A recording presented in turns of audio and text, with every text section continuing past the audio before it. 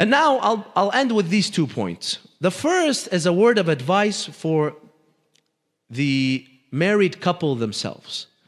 Number one, brothers and sisters, if I am a husband and my mother is instigating me against my wife, then it is haram for me to listen to my mother now, brothers and sisters. Because the hadith says, لا طاعة لمخلوق على معصية الخالق. You cannot listen to the makhluk, even if it's your mother, even if it's your father, if it's going against Allah subhanahu wa ta'ala. My mother is instigating me against my husband, against my wife, I cannot listen, because sometimes this happens.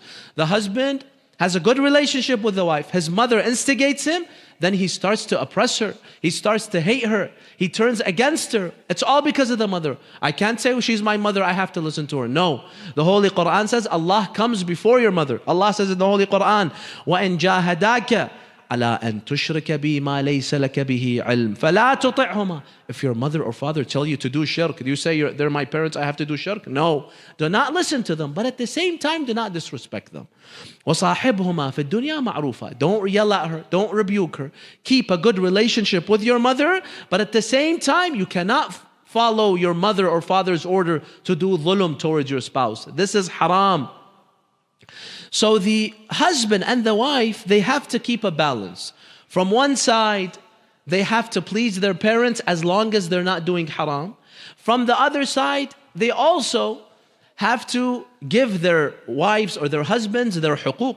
The Holy Quran says, وَعَاشِرُوهُنَّ بِالْمَعْرُوفِ. I have to live with my spouse with ma'roof, meaning with kindness, with love. Just because my mother doesn't like my wife, that doesn't mean that I have to start hating my wife. This is haram. The Quran says you have to live with ma'roof.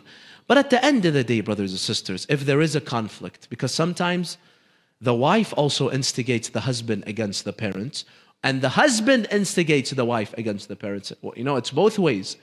So, it's a very difficult situation. The husband and the wife, they have to keep that balance. Respect for the parents, and at the same time, live with respect, as the Quran says, عَاشِرُوهُنَّ بِالْمَعْرُوفِ, with the spouse. You have to try to please both, as long as you're not committing any haram. But at the end of the day, I will end with this. If there is a conflict between my parents and my spouse, and it's not a matter of haqq and batil, there's no haram, it's just personal issues, and I am forced to choose sides. Now we said you shouldn't choose sides. You have to always try to what? Try to reconcile, try to be good with both and be in the middle. But if a time came in which I had to choose one over the other, who do I choose?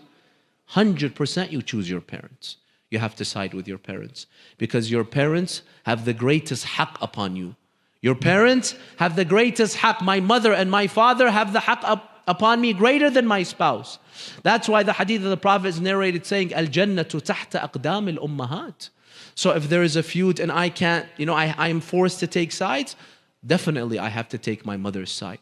Remember, as long as it's not dhulm, I'm not doing dhulm. No, it's a matter, there's no dhulm, there's no haqq and batil. I said, I have to take sides of the mother, because no one will be like the mother. Brothers and sisters, my parents raised me for 20, 25 years. When I became successful and charming, the spouse came, as we say in Arabic, حاضر محضر, and became my spouse.